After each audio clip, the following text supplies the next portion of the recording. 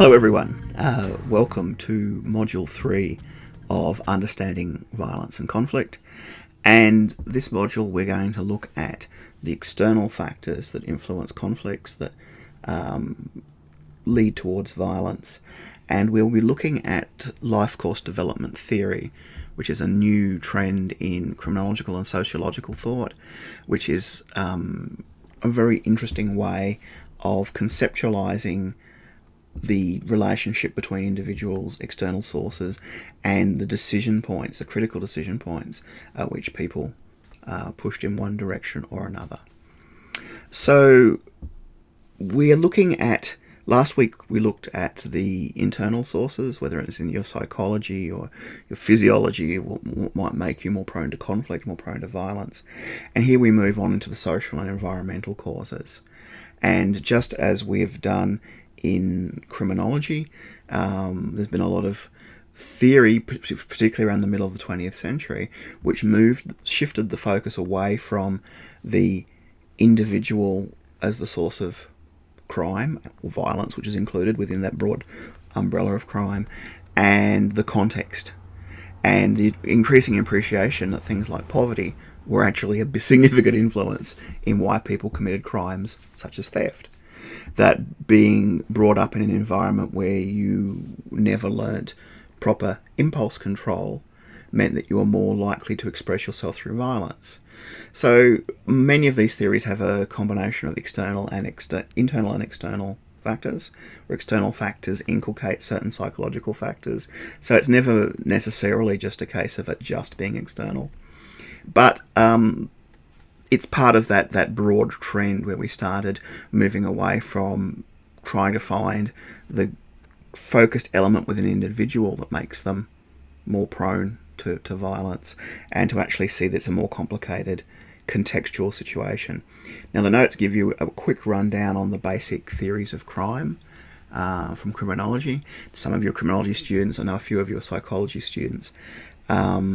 So if you're a criminology student, let it be a recap on the theories of crime unit. If you're a psychology student, I'm sure this will have synergies to things you've learned around social psychology as well.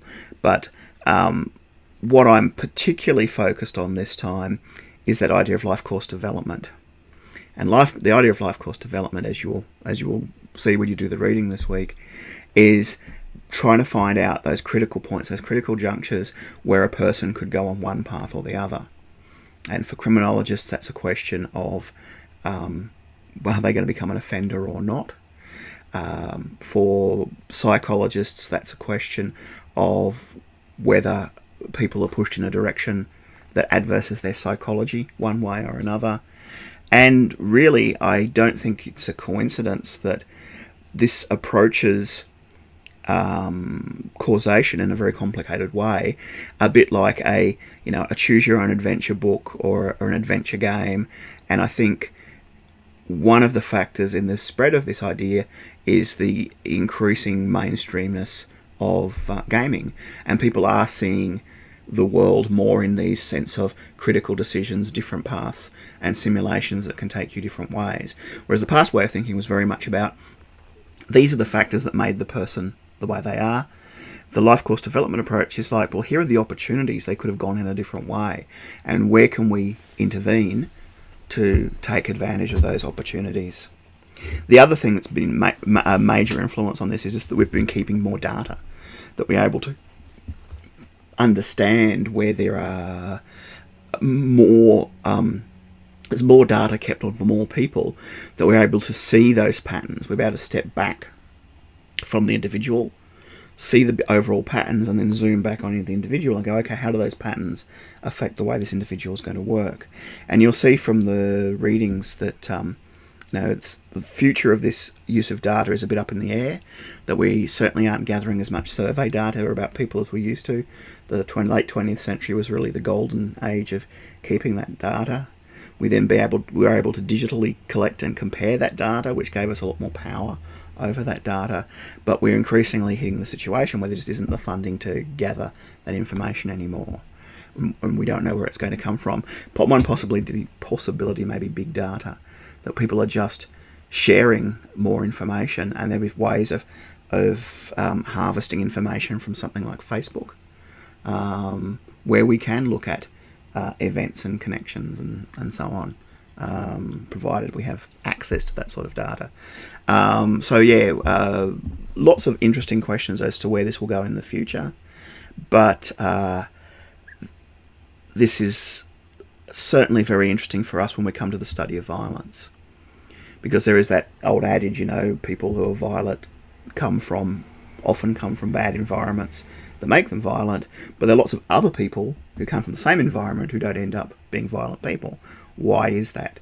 Well, this is that question, and we look at those junctures, and we look at the notion, and the reading particularly looks at the notion of cycles of violence, and when do cycles of violence reproduce themselves from generation to generation, and where do they break? Where does someone break out of that cycle, and what are the reasons for it? And there's some very interesting, I won't spoil it yet, but there's some very interesting data about the impact of trauma on children versus trauma on teenagers that doesn't quite follow what you expect in the research data. And I think this is where another area where this approach, with any area of research, is good, is that it displaces those common sense ideas. It either tests it, and everyone says this is the case, you can test it and go, yeah, we've got the data, we can prove it's the case. Or it shows that no, we've been believing the wrong thing, and we've got to change the way in which we respond. All right, the next section is a little short section on free will, and it's really, I guess, a response to some of the questions that might be provoked by that first section, where we talk about all these factors and causation and this deterministic model. Is there a sense where people are making choices, and is there free will? Don't have a clear answer. We haven't a 100% answer on that one, but there's really interesting questions raised there. So that next section is looking at a question that's been with us since at least the ancient Greek philosophers, as to if we can look at things in terms of cause and effect, where do we put a person's choice and free will in that cause and effect? I mean, at one extreme, we're not completely free to do whatever we want. We're constrained by our circumstances and our situation. But on the other, we're not robots that are just pushed through the system. And one of the things I quite like about the approach of life course development theory is that it allows for both. It allows for situations to determine a number of different paths, and then a person to choose those paths or to be pushed along those paths. But it embraces a more complex idea of free will than necessarily others in the past have done. All right, the next section moves on to the different forms of conflict management, or the major forms. So we've got negotiation, where you resolve a conflict for yourself. Then there's the arbitration or adjudication model, where a third party comes in and makes the decision, hears both sides, makes the decision. The difference between arbitration and adjudication is that adjudication tends to refer to judges and the formal apparatus of state. Arbitration refers to a privately appointed, basically a judge, but not a judge, where you say, we agree that this person will make the decision for us. It happens a lot in big commercial deals, where there's an arbitration clause that says, if things go wrong, we will refer it to this decision maker to make a decision. And mediation, which is the one we're going to focus in this unit, for a few reasons. First of all, it's a highly employable skill to be able to have, to say you've got training as a mediator. And also, it's a skill that can make a big impact on the way you navigate conflicts in or outside of a formal mediation. So most of the people who train as mediators probably never ever go into formal mediations or act as formal mediators, but the training is extremely useful for you to be able to work with your conflicts as in negotiation, but also to work in conflicts with people around you, where you take on an informal mediation role, where you're able to help people, coach them, guide them through, and help them, see what's blocking their ability to resolve their disputes. So mediation and negotiation skills overlap significantly, and it's generally the same skills, except that with mediation, you're helping someone else do it. You're not negotiating. What you're doing is saying to someone else, this is the correct way, or this is a better way to negotiate than what you've been doing, and bringing both parties together and giving that framework in which they can negotiate without things escalating. What else did I have to say? In the challenge this week, we'll do an example of a mediation, so you get a feel for how it works. There's a few videos in the materials which give you examples as well. But I'll do a live hypothetical mediation where you can ask questions and we can look at different strategies and techniques I used. I'm not the world's most accomplished mediator, and I must admit I'm very rusty. I'm very, very out of practice, but I can give you the basic idea of what goes on so that you'll be able to develop your own skills. And the second half of this term, of course, the challenges will be all you working through those simulations, the scenarios that other students have written, and practicing your skills. Because practice is practice, and the more chance you have now to practice those skills, the more that knowledge will sink in, and the more you'll be able to use it later on. So that's the basic overview for this week. Having a quick look at the questions. The questions we asked. No martial artists in the class that did the check-in, so that's it's always different in any composition of the class. I do think martial arts are a very interesting, different way of looking at conflict resolution, because a lot of our mediation and conflict resolution does separate, the using words to resolve conflicts versus physical resolution, and you often forget that a lot of martial arts are focused at also preventing conflict from erupting, but that comes from your ability to present yourself in a way that you're not a target, that someone doesn't see you as a target that they can attack. So it's a different way. Of course, some martial arts are just about thumping people and don't have any philosophy at all. And we would hardly look at MMA as being an ethical code or anything like that.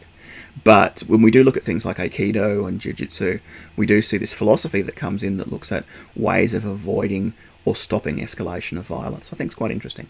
But anyway, that's obviously not a big issue for you guys. It is an issue for police officers, I think.